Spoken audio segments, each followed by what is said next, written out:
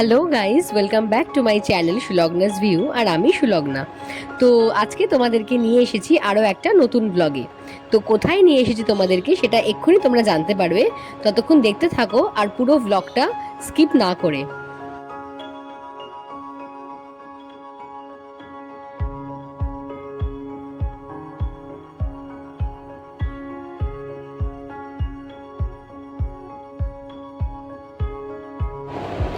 তো hello guys, আমি বসে আছি এখন তারাপীঠে। ইয়েস, আমি তারাপীঠে হোটেলে এখন কিন্তু এসে বসে আছি। তো কেন এসেছি বলো তো তারাপীঠে? কারণ প্রতি বছরের মতো আমাদের বাৎসরিক পুজো হয়। তো সন্ধ্যেবেলা দেখতেই পাচ্ছ আমাদের হোটেলের ছাদে বাবা অ্যারেঞ্জ করেছিল বাউল গানের। তো যেদিনকে আমরা পৌঁছেছিলাম সেদিনকে সন্ধ্যেবেলা কিন্তু বাউল গান আমরা শুনছিলাম। আর এই যে দেখতে পাচ্ছ গোপাল, এটা কিন্তু আমার একটা কাজিনের, আমার জেঠুর মেয়ের গোপাল। তো আমার কোলে বসে দেখতেই পাচ্ছ কি সুন্দর বাউল গান শুনছে।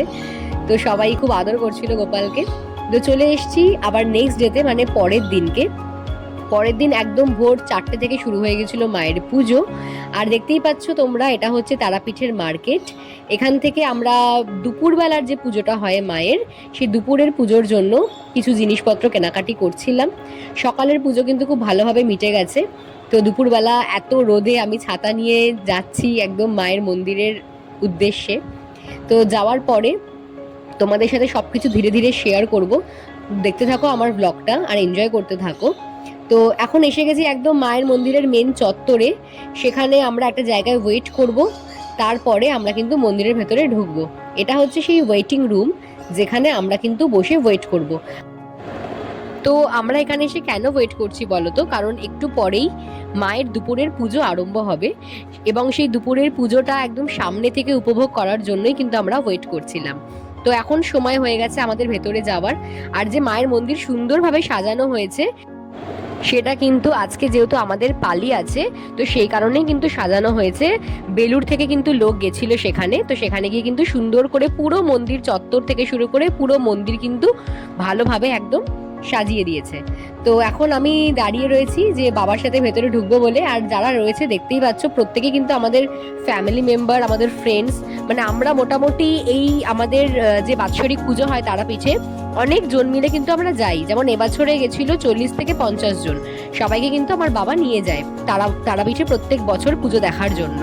তো দেখতেই পাচ্ছ মায়ের দুপুরের পুজো কিন্তু আরম্ভ হয়ে গেছে। এত সামনে থেকে মাকে এই যেভাবে দর্শন করতে পাচ্ছি, বাবা না থাকলে কিন্তু সত্যিই পারতাম না। কারণ বাবার একদম কি বলবো প্রচেষ্টায় কিন্তু এই পুজোটা এত ভালোভাবে আমরা করতে পারি।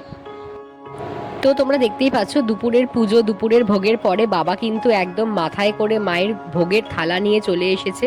আর ভোগের থালায় কি কি ছিল তোমরা দেখতেই পাচ্ছ। সব রকমের ভাজা, পোলাও, মাছ সব কিছুই ছিল। তো সবাইকে কিন্তু আমরা সেদিন দুপুরে যত পুণ্যার্থী এসেছিল মন্দিরে, প্রত্যেককে কিন্তু আমরা ভোগ প্রসাদ বিতরণ করেছিলাম যতজন ছিল। তো এখন তোমাদেরকে আমি নিয়ে চলে এসেছি সন্ধেবেলায়। দুপুরের পরে এবারে আসছে সন্ধে আরতির পর্ব। সন্ধে আরতিটা দেখা কিন্তু সত্যি ভীষণ ভাগ্যের। আর সেটা কিন্তু আমি একদম সামনে থেকে দাঁড়িয়ে মায়ের সন্ধ্যা আরতি প্রত্যেক বছরই দেখতে পাই, এবছরও দেখতে পেলাম। তো সন্ধেবেলায় কিন্তু এখন মায়ের মন্দিরটা তোমরা দেখে নাও, কারণ এখনো কিন্তু সাজানো কমপ্লিট হয়নি। একটু পরেই কিন্তু মায়ের মন্দির সাজানো শুরু হয়ে যাবে। আর লাইটিং ডেকোরেশনের পরে মন্দির কেমন দেখতে হবে সেটা কিন্তু তোমাদেরকে আমি ভিডিওতে দেখাবো। তো তার আগে তোমরা দেখে নাও সন্ধেবেলায় মায়ের কেমন সাজ ছিল। তো সন্ধেবেলায় কিন্তু মায়ের পুরো ফুলের গহনা ছিল মায়ের। আর দেখতেই পাচ্ছ তোমরা মায়ের পা এখন চরণ ধোয়া হচ্ছে, মাকে পুরো রেডি করা হচ্ছে। তো সেই সমস্ত কিছু যতটা আমি তোমাদের দেখাতে আমার পক্ষে সম্ভব হয়েছে দেখানো, ততটা কিন্তু তোমাদেরকে আমি দেখালাম। যদি আমার ভিডিওটা ভালো লাগে তোমরা কিন্তু প্লিজ একটুখানি কমেন্ট করে দিও। আর সবাই বলো জয় মা তারা। তো এখন দেখতে পাচ্ছ মায়ের আরতি কিন্তু খুব সুন্দরভাবে চলছে। যে পুরোহিত ছিলেন মায়ের আরতি করছিলেন, উনি কিন্তু খুব সুন্দরভাবে মায়ের আরতি করছিলেন। আর সন্ধেবেলায় মায়ের আরতির সময় কিন্তু এসি চলে না, এসি ফ্যান সবকিছুই কিন্তু বন্ধ থাকে। ও আরেকটা জিনিস তোমাদের সাথে তো শেয়ারই করা হয়নি, এবছর কিন্তু মাকে আমরা সোনার নাকছাবি গিফট করেছি। কিন্তু যেহেতু আমি সকালের পার্টে মানে একদম ভোরবেলার পার্টে আমি যেতে পারিনি, তো সেই জন্য তোমাদের সেই মাকে নথ পরানোর পার্টটা তোমাদের আমি দেখাতে পারলাম না। তো আমি যতটা সম্ভব পারছি আমার ভিডিওর মাধ্যমে মায়ের পুরো পুজোটা তোমাদের সামনে তুলে ধরার চেষ্টা করছি। আমি জানি না তোমরা কতজন মায়ের সন্ধ্যা আরতি দেখেছো, বাট যদি আমার ভিডিওর মাধ্যমে তোমরা মায়ের পুজো দেখে তোমাদের একটু উপকার হয়ে থাকে বা মাকে তোমরা ভালোভাবে পুজোটা দেখতে পারো, তাহলে প্লিজ আমার ভিডিওটা একটু কমেন্ট, শেয়ার এবং লাইক করে দিও এবং প্রে করো যেন প্রত্যেক বছর আমি মায়ের পুজো ভালোভাবে করতে পারি, আমরা প্রত্যেকে যেন ভালো থাকতে পারি, সুস্থ থাকতে পারি এবং আমাদের সমাজটা যেন আরো এগিয়ে যেতে পারে, এটাই মায়ের কাছে আমাদের প্রার্থনা। তো এখন মায়ের সন্ধেবেলার যে প্রসাদ, সেই প্রসাদ খাওয়ানোর পর্ব চলছে আর মাকে নিজের হাতে খাওয়াতে পেরে তো আমি নিজেকে ভীষণই ধন্য মনে করছি। আর মায়ের সন্ধ্যা আরতির সময় যে প্রসাদ ছিল তার মধ্যে ছিল লুচি, মিষ্টি, সুজি, এ ধরনের সন্ধ্যেবেলার প্রসাদ ছিল এবং সেই প্রসাদও কিন্তু আমরা যতজন এসেছিলেন পূর্ণার্থী সেদিনকে তারাপীঠ মন্দিরে, তো তাদের প্রত্যেকের মাঝখানে আমরা বিলিয়ে দিয়েছিলাম, সবাইকে প্রসাদ খাওয়ার আমরা সুযোগ করে দিয়েছিলাম। তো এখন মায়ের মুখ পরিষ্কার করা হচ্ছে এবং আমার বাবাকে দেখতে পাচ্ছ তোমরা প্রত্যেকেই, বাবা কিন্তু বাইরে চলে এসেছে একদম মায়ের ভোগের থালা নিয়ে এবং সেখানে কিন্তু সবাইকে ভোগ প্রসাদ বিতরণ চলছে, সবাই কিন্তু প্রসাদ পেতে পারবে এখানে এলেই। আর মায়ের প্রসাদ এমনই একটা জিনিস যে প্রসাদ খাওয়ার পরে কিন্তু পেটটা পুরো ভরে যায়, এটাই হয়তো মায়ের আশীর্বাদ। তো এখন তোমাদেরকে বললাম না যে সাজানোর পরে কিন্তু মন্দির তোমরা চিনতে পারবে না, তো দেখো অনেক সন্ধে হয়ে গেছে আর সাজানো কিন্তু অলমোস্ট কমপ্লিট। আর তারাপীঠের লোকেদেরকে আমরা আগে থেকেই বলে রাখি, কারণ প্রত্যেক বছর সেপ্টেম্বর মাসে কিন্তু আমরা যাই এই পুজোটা করতে, তো আমরা আগে থেকেই বলে রাখি কেমন সাজানো হবে না হবে। তো তারাপীঠের মন্দিরের কর্তৃপক্ষ থেকেই কিন্তু ওরা লোক ঠিক করে দেয়, তারাই কিন্তু এত সুন্দর করে এই যে দেখতে পাচ্ছ পুরো মন্দিরটা ওরা সাজিয়েছে।